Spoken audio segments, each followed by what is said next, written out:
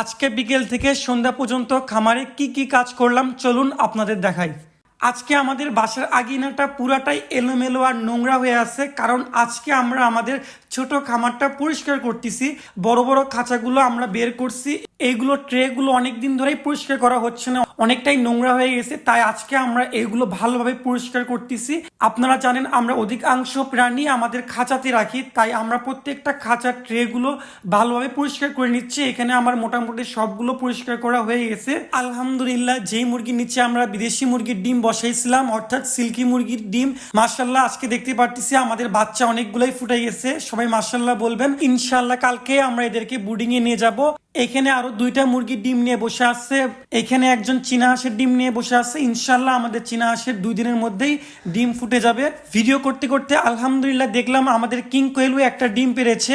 King কোয়েল অনেকদিন যাবত ডিম পাড়া বন্ধ করছিল, আলহামদুলিল্লাহ আজকে ডিম পারছে। এখন বাজতেছে বিকেল 5টা, আমরা ওদেরকে খাবার দিব। এখানে ভাত নিয়েছি, ভাতের সাথে আজকে আমরা দিচ্ছি কলমির শাক, সাথে দিচ্ছি শুটকি মাছের গুঁড়া, ধানের তুষ।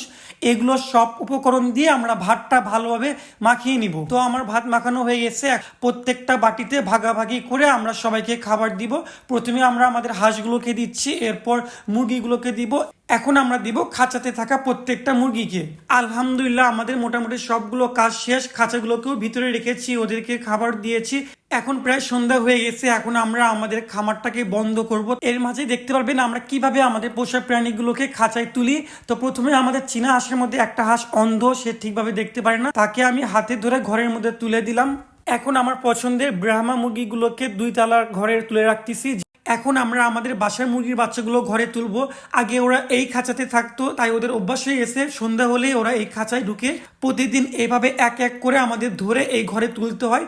আলহামদুলিল্লাহ আমাদের খামারের সব কাজ শেষ, প্রত্যেকটা প্রাণীকে আমরা সুন্দরভাবে ঘরে তুলে ফেলছি।